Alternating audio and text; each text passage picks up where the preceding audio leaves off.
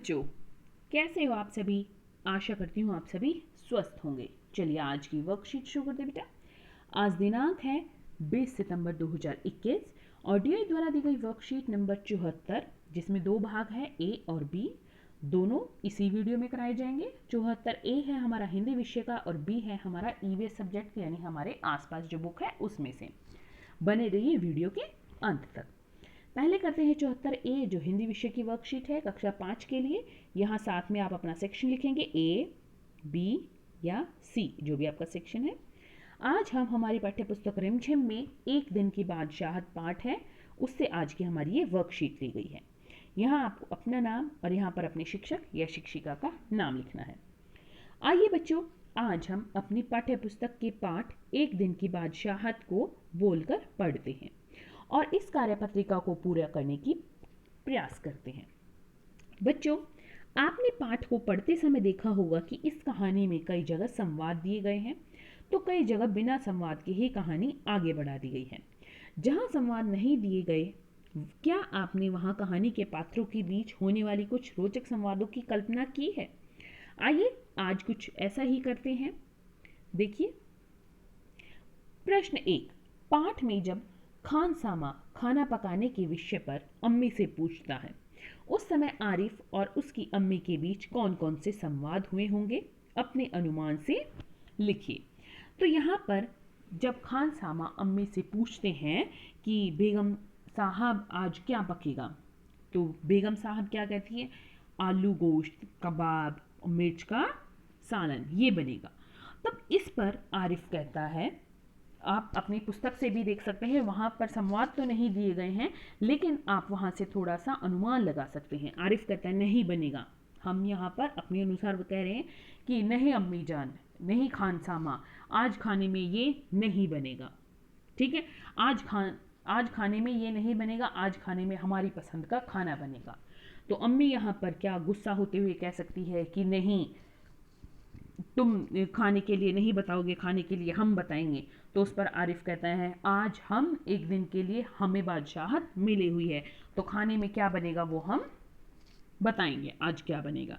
तो यहाँ पर आप अपने अनुसार इनके संवाद बता सकते हैं। जैसे आपको हिंदी की वर्कशीट में या इंग्लिश की वर्कशीट में लास्ट में एक बातचीत वाला आपको टॉक टाइम एक तरह से दिया जाता है, इस वर्कशीट में भी है। देखिए ये वाला, आओ बातचीत करें। यहाँ पर आप अपने अनुसार संवाद बनाते हैं, इनके बातचीत बनाते हैं, इसी तरह से आप वहाँ पे बना सकते हैं। लेकिन वहाँ पर आपको एक यहाँ पर क्या है, हिंट मिला हुआ है कि यहाँ इनके बीच में क्या बातें हो सकती है।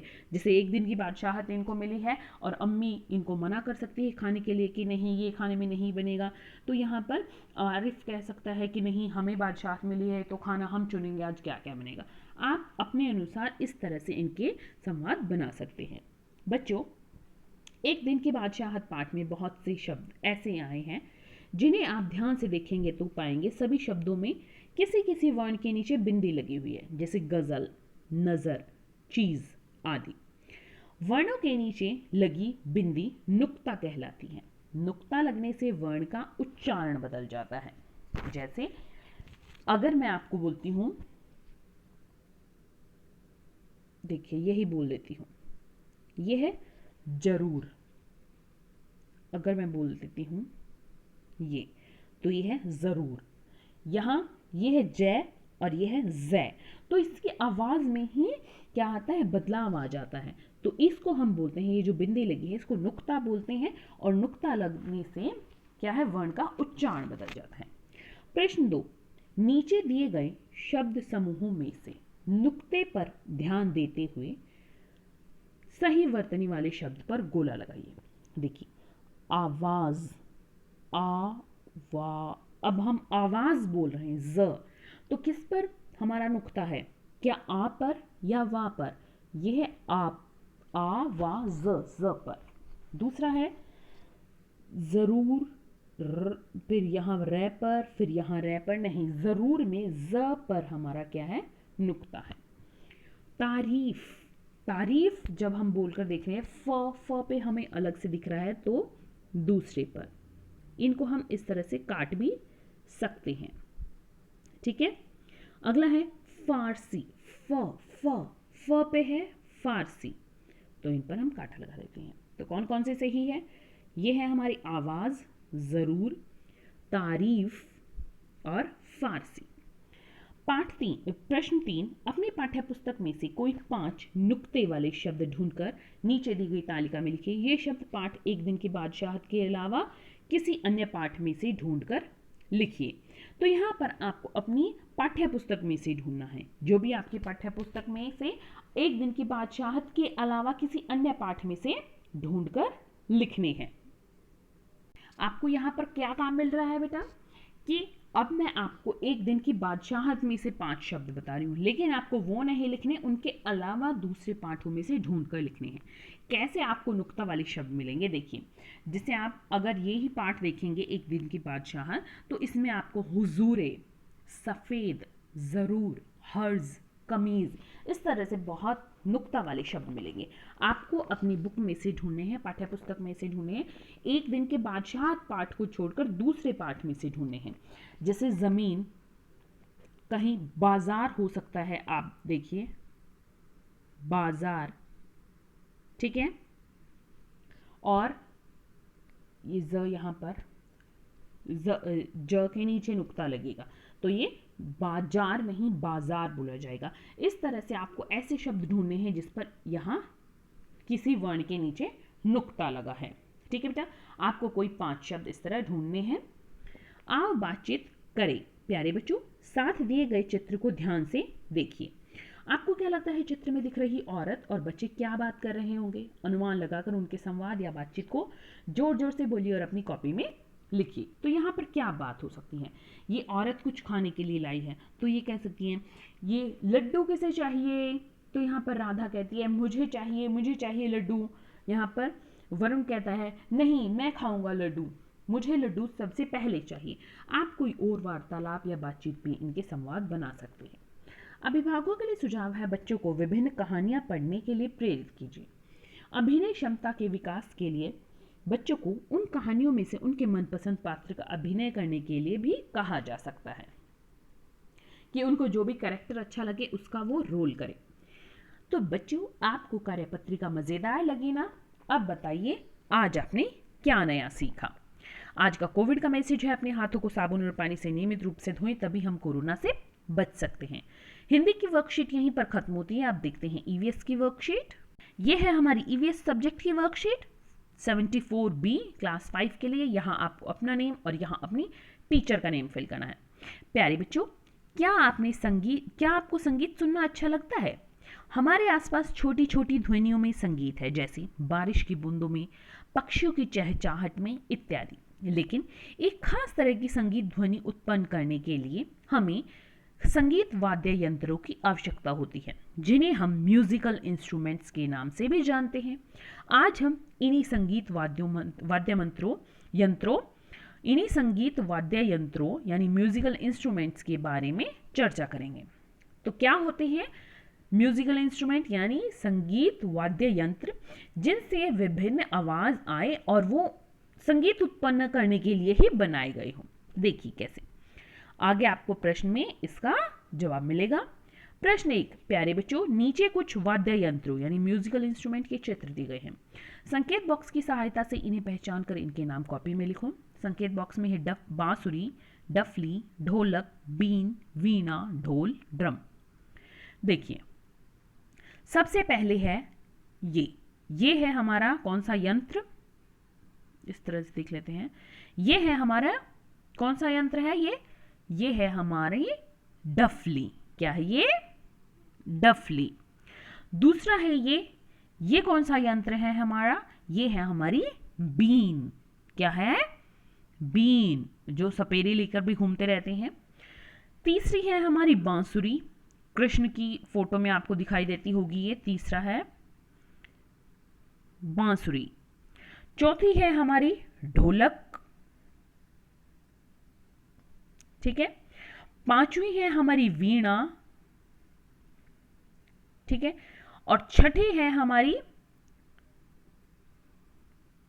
अगर आप देखेंगे अपनी, तो ये देखिए, अगर आप देख पा रहे हैं तो ये वाला चौथा हमारा ढोल है। ढोल और ढोलक में क्या फर्क होता है देखिए। तो चौथा हमारा ढोल है, ढोलक नहीं बेटा, ढोल है। ढोल में ये हिस्सा थोड़ा सा चौड़ा होता है और ढोलक में ये हिस्सा थोड़ा इससे छोटा होता है। और ढोल थोड़ा सा ज्यादा मोटा होता है और ढोलक थोड़ी पतली होती है। ठीक है, एक बार फिर से बताती हूं मैं आपको। पहली है डफली, ये दूसरी है वीणा बीन, और तीसरी है बांसुरी, चौथी है हमारा यहां पर ढोल, पांचवी है वीणा, छठे यहां पर देखिए अगर इनको देखेंगे तो ये है ड्रम, सातवां है हमारी ढोलक। डफली, बीन, बांसुरी, ढोलक, वीणा, ड्रम, ढोल, ये ढोल और ये ढोलक। ये ढोल है, ये ढोलक है, इसको थोड़ा सा याद रखना बेटा। एक बार फिर से मैं आपको नाम बता देती हूं ताकि आपको कंफ्यूजन ना रहे। ये है डफली, बीन, बांसुरी, ढोल, वीणा, ड्रम, ढोलक। ठीक है बेटा, आगे देखते हैं। भाग 2। प्यारे बच्चों, ऊपर दिए गए वाद्य यंत्रों यानी म्यूजिकल इंस्ट्रूमेंट का वर्गीकरण फूंक मारने से बजाने वाले यंत्रों, वाद्य यंत्रों और हाथ से बजाने वाले वाद्य यंत्रों में कीजिए। अपनी कॉपी में लिखिए। देखिए, अब इनको हम इस तरह से देखते हैं। ये है हमारा फूंक मारने वाले को हम 1 से और हाथ से बजाने वाले को हम 2 से बताएंगे। तो फूंक किस किस में मारी जाती है? फूंक मारी जाती है बीन में और बांसुरी में। हाथ से कौन कौन से बजते हैं? डफली, ढोलक, वीणा, ड्रम, ये ढोल और ढोलक। ढोल और ढोलक, ड्रम, वीणा और डफली, ये सभी किससे बजते हैं? ये हाथ से बजते हैं। आगे देखते हैं बेटा। आगे है प्रश्न 3। विद्यालय में कदम ताल करते हुए कौन सा वाद्य यंत्र प्रयोग में आता है? वाद्य यंत्र का चित्र अपनी कॉपी में बनाइए और उसका नाम लिखिए। तो वाद्य यंत्र कौन सा होता है? ढोलक होते हैं हमारे, ये होते हैं ड्रम। ड्रम अब किस तरीके से हो सकता है? एक इस तरीके के भी ड्रम होते हैं, ये देखिए ये, और अगर ये नहीं होते तो बड़े से इस तरह से ड्रम होते हैं। ठीक है, उस पर जो एक हमारी स्टिक होती है उससे यहां दोनों तरफ मारा जाता है और ये स्टैंड पे खड़ा किया जाता है। ठीक है, तो अब आप देखिए आपके स्कूल में इस तरह से ड्रम है या इस तरह से, किस तरह से ड्रम है। चौथा है अपनी पसंदीदा वाद्य यंत्र का नाम लिखिए। आपको कौन सा वाद्य यंत्र पसंद है इनमें से, या कोई और हारमोनियम वगैरह जिनका यहाँ पर चित्र नहीं दिया गया है, उनमें से कोई पसंद है तो आपको यहाँ पर उसका नाम लिखना है। एक्टिविटी है घर में उपलब्ध सामान की सहायता से तुरही यानी ट्रम्पेट बनाइए और अपने टीचर के साथ साझा कीजिए। देखिए हमने ऐसा बनाया है, तो इस तरह से आप कोई भी तुरही किसी भी तरीके से बना सकते हैं, किसी और रंग से भी बना सकते हैं अगर आपके पास ये रंग का कागज नहीं है तो। अभिभावकों के लिए सुझाव है, बच्चों के साथ संगीत के महत्व पर चर्चा कीजिए। दिए गए चित्र को देखकर तुरही बनाने में बच्चों की सहायता कीजिए। आज का कोविड का मैसेज है कि जब भी हम घर से बाहर जाए हमें सोशल डिस्टेंस मेंटेन रखना चाहिए, तभी हम कोरोना को हरा सकते हैं। आज की वर्कशीट यहीं पर खत्म होती है बेटा, फिर मिलते हैं एक नई वर्कशीट के साथ। तब तक के लिए अपना ध्यान रखना। धन्यवाद।